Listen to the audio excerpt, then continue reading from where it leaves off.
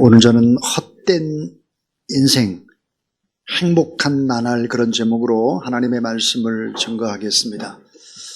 자, 이 땅의 삶이라고 하는 것이 다 헛되고 헛되니 모든 것이 헛되도다 그랬습니다. 그런데 행복한 나날을 살아가는 사람들이 있죠.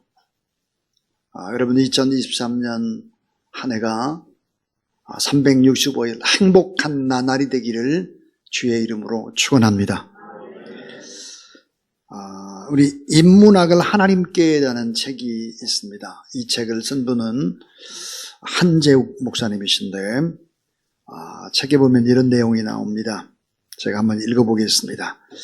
2등은 아무것도 기억하지 않는다라는 광고 카피가 있다.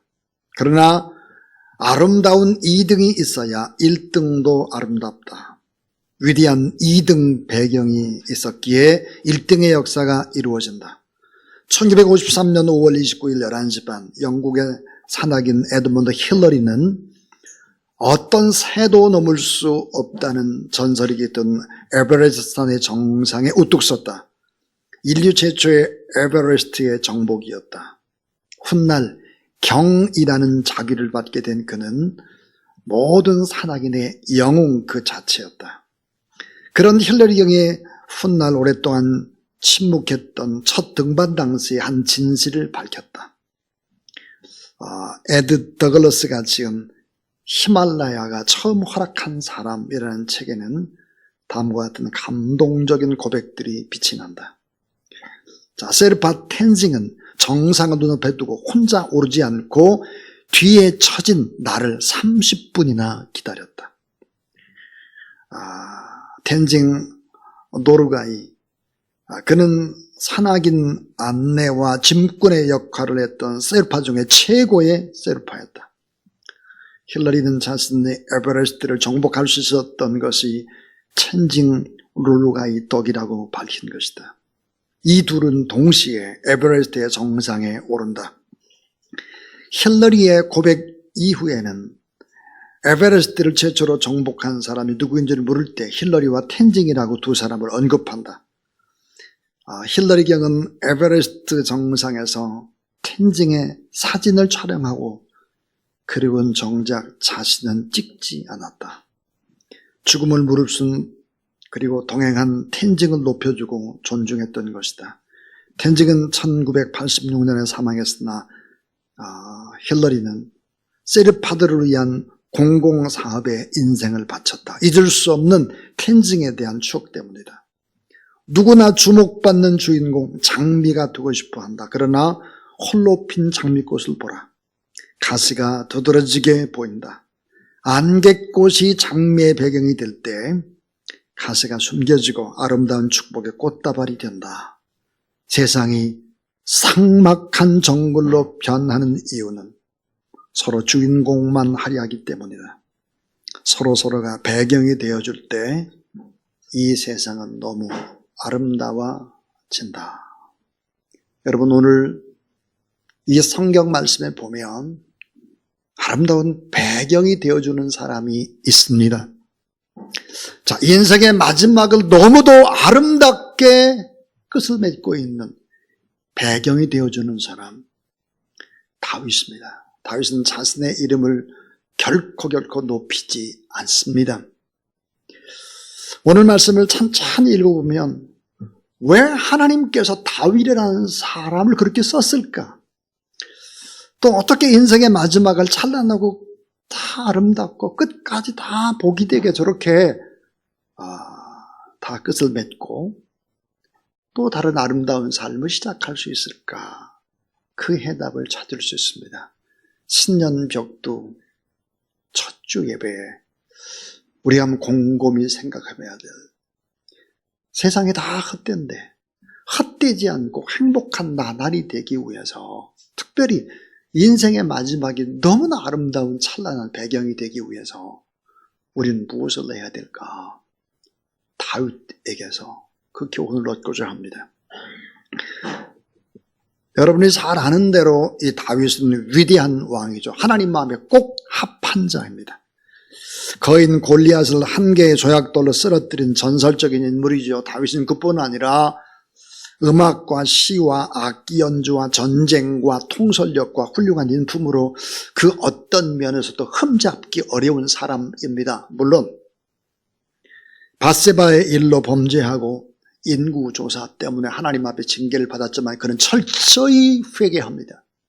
철저히 눈물의 시간들을 보내죠. 그래서 인생 말년에 그는 성전 건축을 위해서 자신의 모든 것들을 바칩니다. 하나님의 사람이 어떻게 사랑을 해야 되는가 교과서처럼 우리에게 보여줍니다.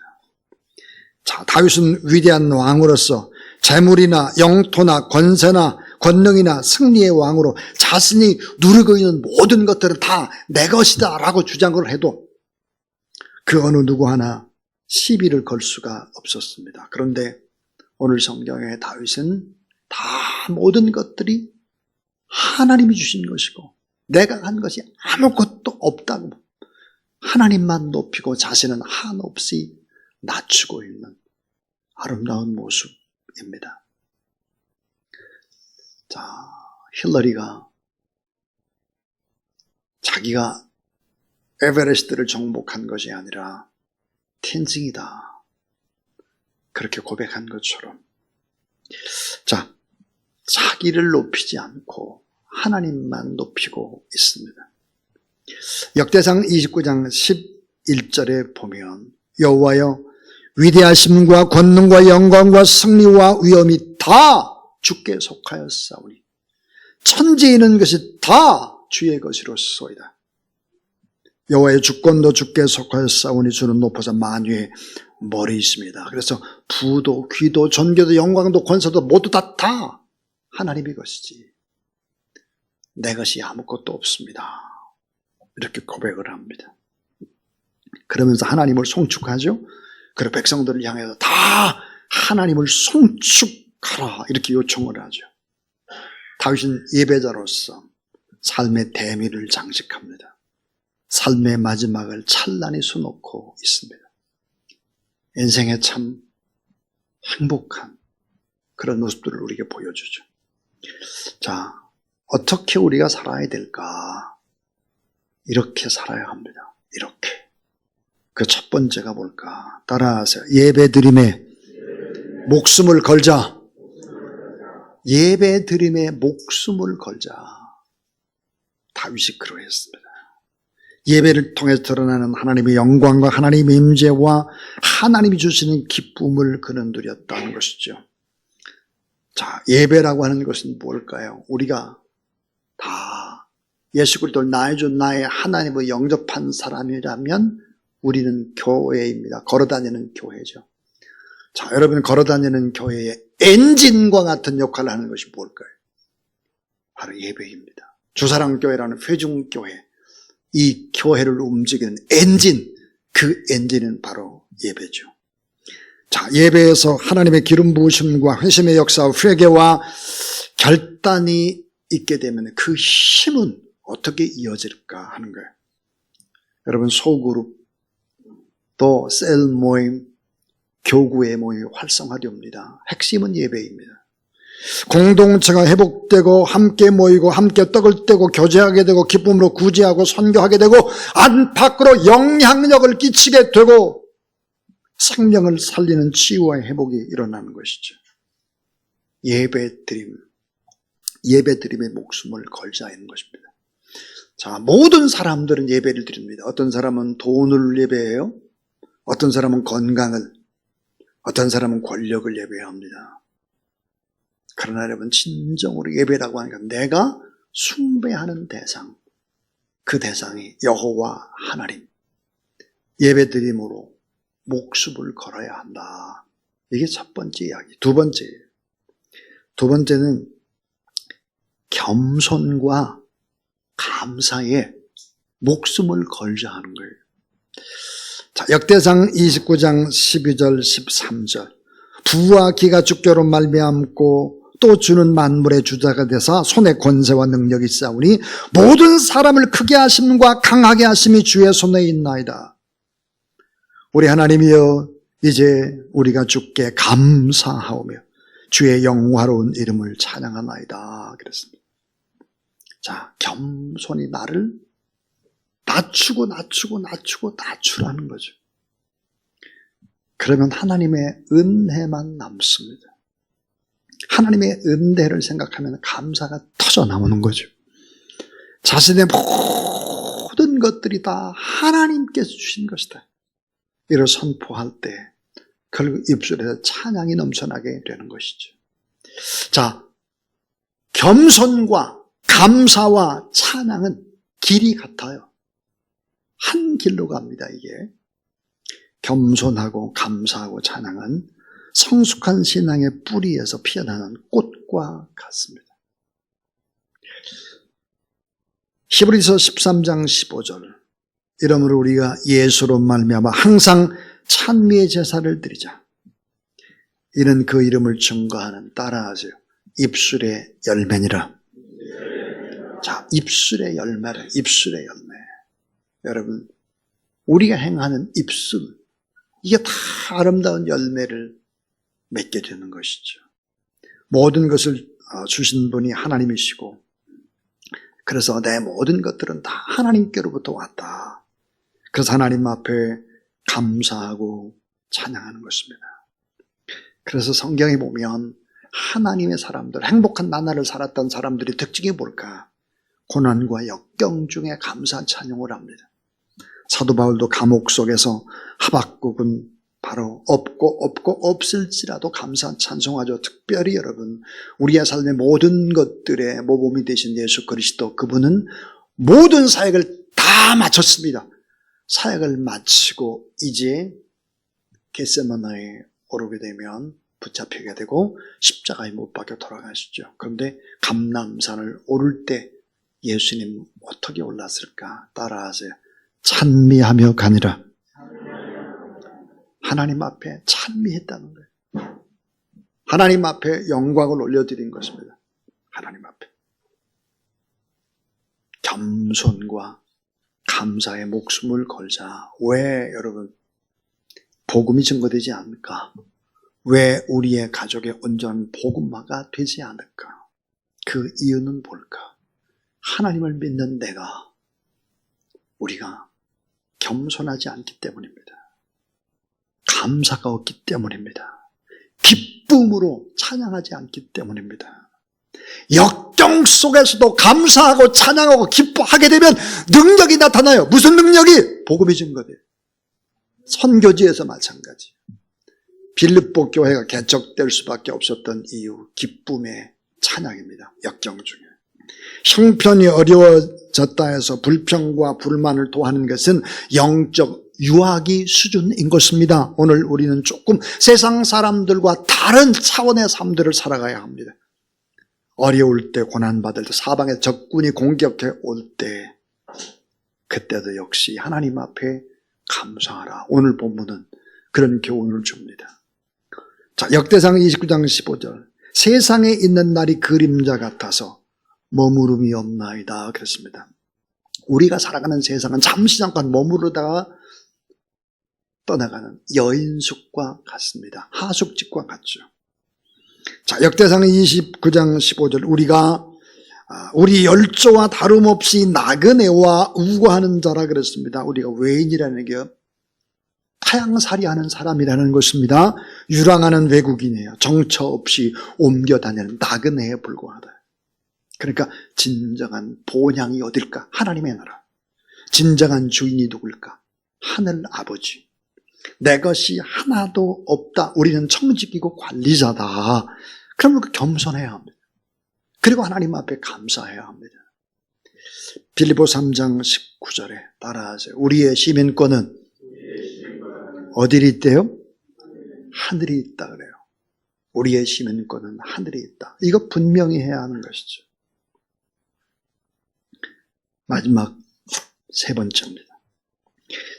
헛된 인생의 행복한 나날이 되기 위해서 우리가 해야 되는 세 번째는 뭘까? 그것은 성전 사랑에 목숨을 걸자입니다. 성전 사랑에 목숨을 걸자. 역대상 28장과 역대상 29장은 성전을 사모하는 마음, 성전을 사랑하는 마음, 성전을 세우고자 하는 간절한 바람, 이것이 농축된 하나님의 말씀입니다. 자, 모든 성전을 짓기 위해서 건축자들을 다 모읍니다. 금, 은, 보석을 모읍니다. 설계도들을 다 만들었습니다.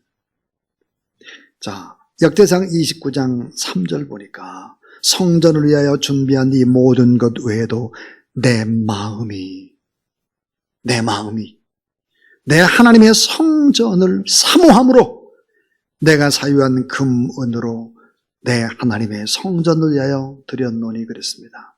내 마음이 성전을 사모한다. 내 마음이 성전을 사랑한다. 그랬습니다. 사랑하는 여러분, 성전이란 건물이 아닙니다. 주님의 몸이죠. 성전은.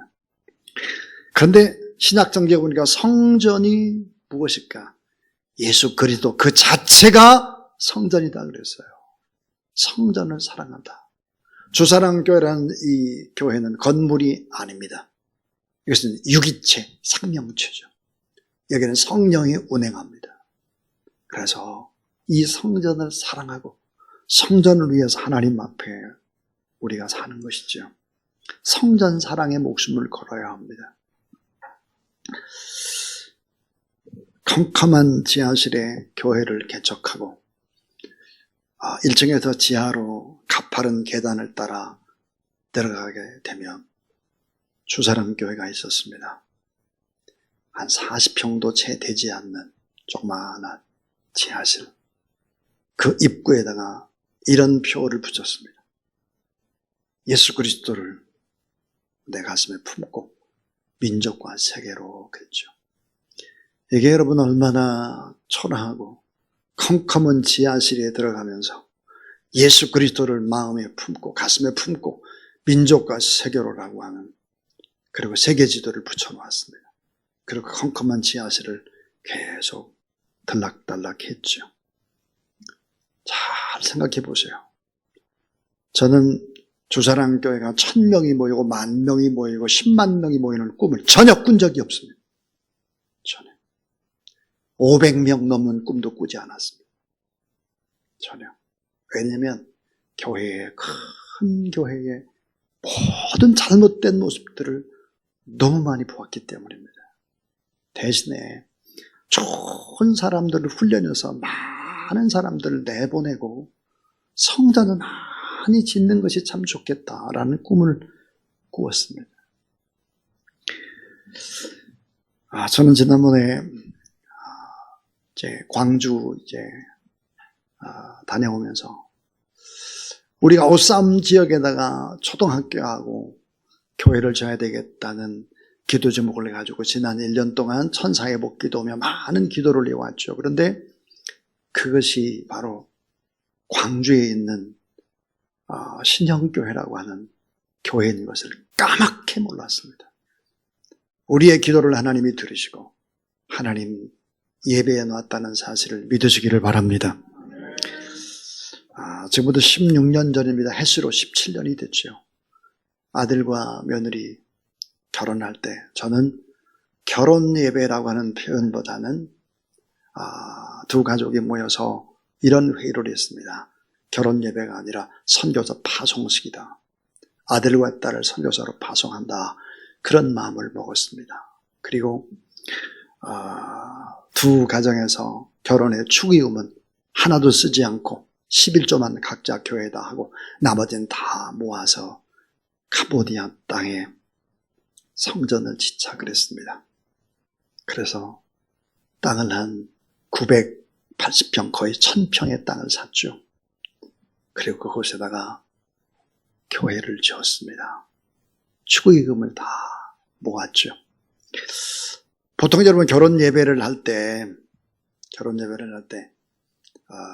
혼주 측이 이제 인사를 하잖아요. 제가 인사를 할 때 이렇게 말했습니다. 여러분, 축의금을 한 것이 아닙니다. 성전 건축 헌금을 한 것입니다. 그러니까 성전 건축을 하셨는데 조그만 사람은 더 해도 됩니다. 제가 그렇게 광고를 했어요. 근데 정말로 결혼 예배 마치고 난 다음에 많은 사람들이 성전 건축 헌금을 해 주었습니다. 그래서 결국은 밭단방에 주사랑 언약교회라는 교회를 세우게 된 것입니다. 여러분, 언약이 결혼 아닙니까? 주사랑 언약교회. 그 밭단방 주변에 16년이 흐르고 17년이 됐는데 어떤 일들이 벌어졌을까요? 교회가 많이 세워졌습니다. 주변에. 대학도 세워지고 그랬죠. 사랑하는 여러분, 우리가 무엇을 사랑하나를 생각하십시오. 무엇을 사랑하나. 성전을 사랑한다고 하는 것, 그 성전은 건물이 아니죠. 성전 자체인 예수 그리스도를 사랑하는 것입니다. 자, 오늘 헛된 인생입니다. 행복한 나날이 되기 위해서 오늘 다윗에게서 배운 세 가지. 예배드림에 목숨을 걸자. 이것은 예배는 엔진과 같은 것이다. 동력입니다. 더 많이 겸손하자. 더 많이 감사하는 데 목숨을 걸자. 성전을 사랑하는 데 목숨을 걸자 하는 것입니다. 하나님께서 반드시 여러분의 삶 가운데 더 큰 축복으로 반드시 함께 할 것이다. 이런 꿈을 가지고 2023년 한 해도 가장 복된 한 해, 인생에서 가장 위대한 하나님 앞에 영광을 많이 돌린 그런 복된 한 해가 되기를 주의 이름으로 축원합니다.